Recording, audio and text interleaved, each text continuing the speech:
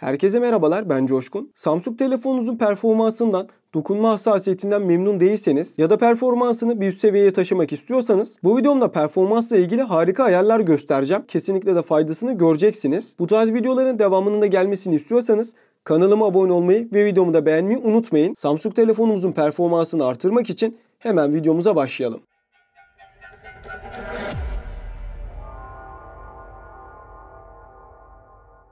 Samsung telefonlarımızda hiç kimsenin bilmediği gizli bir kod bulunuyor. Bu kodu kullanarak telefonu gizlice güncelleyerek daha akıcı ve hızlı çalışmasını sağlayabiliyoruz. Bu gizli kodu girip güncellemeleri yaptıktan sonra dokunmatik tepkiselliği de artmış oluyor. İlk önce bu gizli menüye nereden ulaşacağız onu göstereyim. Telefonunuzun arama ekranını açın ve arama kısmına yıldız kare 2663 kare yazın ve arama tuşuna basın. Bağlantı sorunu veya geçersiz kod hatası alıyorsanız bunun da hemen çözümünü göstereyim. Telefonunuzun ayarlarını açın. Güvenlik ve gizlilik kısmına girin. Telefonunuzda açık olan otomatik engelleyiciyi kapatın. Otomatik engelleyiciyi kapattım. Şimdi tekrar arama kısmına dönüyorum. Yıldız kare 2663 kare yapıyorum. Güncellemeleri yapacağım yer açıldı. Siz tabii güncellemeleri yapmadığınız için sizde burada başka şeyler de çıkacak. Ben bu telefonda bütün güncellemeleri yaptığım için bu modelde gözükmüyor. Diğer telefonumda göstereceğim. Bu yapacağımız ayarların telefona kesinlikle bir zararı yok. Zaten zararı olsa Samsung böyle bir kod eklemezdi. Burada karşımıza 3 tane seçenek çıkıyor. Bunların ne işe yaradığını bir söyleyeyim. Ekrandaki dokunmatiğin işlevselliğini ve tepkiselliğini artırmak için bu sürüm güncellemeleri yapmamız lazım. Telefona zaten yazılım güncellemesi yapıyorum. Bunlar ne alaka derseniz şu an burada yapacağımız güncellemeler majör ve minör verilen güncellemelerin bir parçası değil. Bu kısma erişip bu güncellemeleri yapabilmek için özel bir kod veya gizli menü kullanmamız şart. Ekran dokunmatiğinde de problemler yaşıyorsanız bu sorunların ortadan kalkma ihtimali de çok yüksek. Bu yapacağımız iki güncelleme ekranla alakalı. İlk başta TSP-FW Update kısmına tıklıyorum. Buranın güncellemesini yapacağım. Güncelleme yapılırken telefona kesinlikle dokunmayın. Evet, güncellememiz tamamlandı. Şimdi de Wacom FW Update kısmını yapacağım. Yine tıklıyorum. Buradaki güncellememizi de yaptık. Hazır buraya girmişken Wi-Fi versiyonunu da yeniliyorum.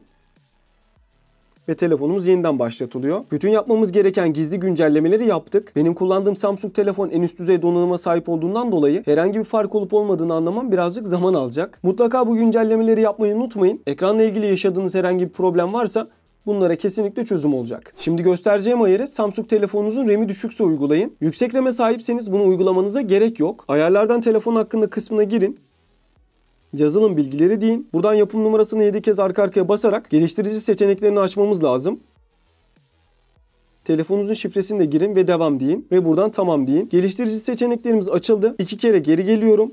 Ayarlarımızın en sonunda geliştirici seçenekler açıldı. Buna tıklıyorum. Buradan da uygulamalar kısmına ilerleyin. Buradan da arka plan işlem sınırını açın. Arka plan işlem sınırının bize şurada faydası olacak. Telefonunuzda bir uygulama açıp aşağı indirdiğinizde bu uygulama hala çalışmaya devam ediyor ve RAM'de yer kaplıyor. Doğal olarak RAM'inizde yetersizse yani düşükse arka planda bir sürü uygulama açık kaldığı için telefon bir müddet sonra şişmeye yani ağırlaşmaya başlıyor. Eğer arka planda açtığınız uygulamanın çalışmasına kaldığı yerden devam etmemesini istiyorsanız arka planda işlem yok kısmını seçin. Bu seçeneği çok düşük RAM'e sahip Samsung telefonlar için öneriyorum. Fakat benim için arka planda açtığım uygulamalar önemli. O uygulamaya tekrar döndüğümde kaldığım işlemden devam etsin derseniz en çok 3 veya 4 işlem sınırında seçebilirsiniz. Buradaki yapacağınız önemli ayarlar telefonun RAM'i çok düşük olanlar için bayağı hayat kurtarıcı. Performansla ilgili yapacak bir sürü ayarımız var. Kademe kademe bu videoda hepsini göstereceğim. Telefonunuzdan ayarları açın. Cihaz bakımına girin. Ve buradan da performans profiline tıklayın. Eğer buradaki seçenek sizde düşük seviyeli seçiliyse bunu standart veya yüksek yapın. Eski modellerde yüksek diye bir seçenek de vardı. Telefonunuz gereken maksimum hızı size sunmuş olacak. Eğer telefonda güç tasarruf modunu kullanıyorsanız performansınızı kısıtlayan dikkat etmeniz gereken çok önemli bir ayar var. Onu da göstereyim. Ayarlardan pil seçeneğini açın. Güç tasarruf moduna tıklayın. Güç tasarruf modunu aktif ettiğiniz an telefonunuzun işlemci hızını %30 kırptığı için gözle görülür ciddi bir performans düşüşü yaşamış oluyorsunuz. Buradaki seçeneği kapatarak güç tasarruf modunu aktif edebilirsiniz. En azından telefonunuzun performansı etkilenmemiş olur. Tabii ki doğal olarak şunu da diyebilirsiniz. Güç tasarruf modunun analoğu zaten telefondaki bazı şeyleri kısıtlamamız. Bunları kısıtlayarak pilimiz uzun gitmiş oluyor. Ama çoğu kullanıcı güç tasarruf modunu açtığı zaman bu işlemci kısıtlanmasını bilmediği için bu şekilde kullanmış oluyor. Ve daha sonra telefonu sürekli güç tasarruf modunda kullanıyor. Açıkçası çevremdeki çoğu kişide de görüyorum. Sırf bu seçenek yüzünden telefonu yavaş kullanmış oluyor. Şimdi bu yeni göstereceğim ayar direkt olarak telefonun performansını artıran bir unsur değil. Fakat gözle görebileceğiniz bir akıcılık sunacak. Eğer telefonunuzda geliştirici seçeneklerini aktif etmediyseniz ayarlara girin. Telefon hakkında'ya tıklayın. Yazılım bilgileri deyin. Yapım numarasını arka arkaya 7 kez basarsanız geliştirici seçeneklerimiz aktif olmuş olacak. telefonumun şifresini giriyorum ve devam diyorum. Daha sonra tamam diyorum. Geliştirici modumuz aktif oldu. 2 kere geri geliyorum. Ayarlarımızın en sonunda geliştirici seçeneklerimiz açıldı. Buna tıklıyorum. Burada bizi ilgilendiren pencere animasyonu ölçeği, geçiş animasyonu ölçeği, animatör süre ölçeği, yani buradaki 3 tane seçenek. Buradaki animasyon ölçeklerini yarı yarıya düşürerek uygulama geçişlerini daha somut akıcı hale getirebiliyoruz. Şu an BX'te uygulama geçişlerini görüyorsunuz.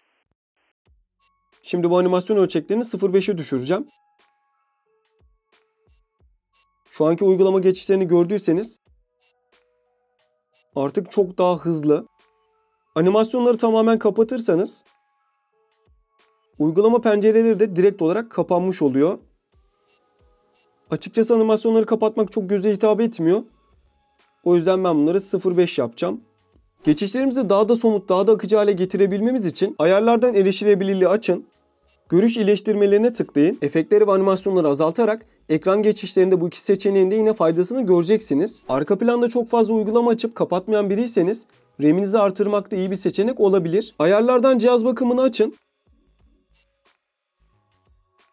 Hafıza kısmına tıklayın. Buradan da RAM Plus kısmını açın. Burada bulunan sanal RAM kısmı telefonunuzun RAM ile doğru orantılı. Örneğin telefonunuzun 4 GB RAM'i bulunuyorsa maksimum 4 GB sanal RAM yapabiliyorsunuz. Ama telefonunuzun 6 GB RAM'i varsa 6 GB yapabiliyorsunuz. Veya Samsung telefonunuzun RAM'i 8, 12 veya 16 ise maksimumda 8 GB sanal RAM seçebiliyorsunuz. Bu ayarı büyük ihtimalle One UI 8 ile birlikte değiştirecekler. Ayrıca 12 GB'lık sanal RAM seçeneği de gelecek. Burada kaç GB sanal RAM seçerseniz telefonunuzun dahili depolamasından da o kadar alan kaplıyor. Telefonunuzda herhangi bir depolama problemi yaşamıyorsanız en yüksek sanal RAM'i seçebilirsiniz. Çünkü ne kadar RAM'e sahip olursanız arka planda o kadar fazla uygulama açık tutabilirsiniz ve uygulamalara daha sonradan da erişebilirsiniz. Burada kapalı bulunan kısmı açık hale getirin. Sanal RAM değerinizi seçin ve tamam deyin. Telefonunuz yeniden başlatıldıktan sonra da sanal RAM'iniz aktif oluyor. Telefonunuz yeniden başlatıldı ve sanal RAM'iniz de aktif oldu. Telefonunuzun ayarlar kısmını açın. Buradan cihaz bakımına girin.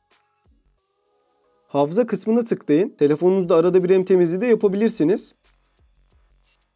Bunu her gün yapmanıza gerek yok. Haftada bir yapmanız yeterli olur. Telefonun zaten RAM konusunda bir çalışma mantığı var. Sürekli arka planda uygulama kapatmak da mantıklı değil. Bu ayarın aslında otomatik olanı da var. O daha mantıklı. Onu da göstereyim. Ayarlar cihaz bakımındayken otomatik optimizasyona girin. Otomatik yeniden başlatmayı açın. Burada 2 tane önemli seçeneğimiz var. Ya gerektiğinde yeniden başlat diyerek telefonunuz performans sorunları algıladığında kendi kendini yeniden başlatıyor. Bu mantıklı bir seçenek. Ya da zamanında yeniden başlat diyerek seçtiğiniz gün veya günlerde ve saatte telefonunuz kendini otomatik olarak yeniden başlatmış oluyor. Peki telefon kendini yeniden başlattığında ne oluyor derseniz arka plana attığınız bazı uygulamalar her zaman kusursuz bir şekilde çalışmayabiliyor. Bazıları çökebiliyor. Bazıları kendini yeniden başlatabiliyor. Ya da bazıları arka planda donabiliyor. Tabii ki bu uygulamalar arka planda açıkken ister istemez kendiliğinden pil tüketebiliyor. Performansını düşürebiliyor. O yüzden telefonu arada bir yeniden başlatmak performansına da çok olumlu yansıyacak. Telefon kendini yeniden başlatabilmesi için de telefonunuzun ekranı kapalı ve kullanılmıyor olması lazım. Pilinizin %30 üstünde olması lazım. Bir sim kart kilidinin de kapalı olması gerekiyor. Ayarlardan ekran kısmına girin. Pürüzsüz hareket seçeneğini seçin. Buraya adaptif yani 120 Hz yaparsak telefonunuzun geçişleri çok daha akıcı, somut hale geliyor. Bu normal şartlarda telefonun performansını arttıran bir ayar değil. Ama kaydırma hareketlerinde menü geçişlerinde ciddi etkisini görüyorsunuz. Tabi telefonunuzun da ayrıca 120 Hz'i desteklemesi gerekiyor. Yoksa bu seçenek sizde zaten çıkmayacak. Telefonunuzun ayarlarına girip yazılım güncellemelerini yapmayı unutmayın. Bazı durumlarda yazılım güncellemesi yapmak telefonunuzun performansının iyileştirilmesine yardımcı olabiliyor. Bu güncellemeleri de yapmayı unutmayın. Samsung telefonlarımızın performansını artıracak bir sürü ayar gösterdim. Büyük ihtimalle bazılarını biliyordunuz ama tam olarak ne işe yaradıklarını bilmiyordunuz. Artık tam olarak neden bu ayarları uyguladığınızı öğrenmiş oldunuz. Umarım yaptığınız bu ayarlardan sonra telefonunuzun performansı artmıştır. Bu konu hakkındaki geri dönüşlerinizi ve yorumlarınızı da bekliyorum. Başka bir videoda tekrar görüşmek üzere. Hoşça kalın.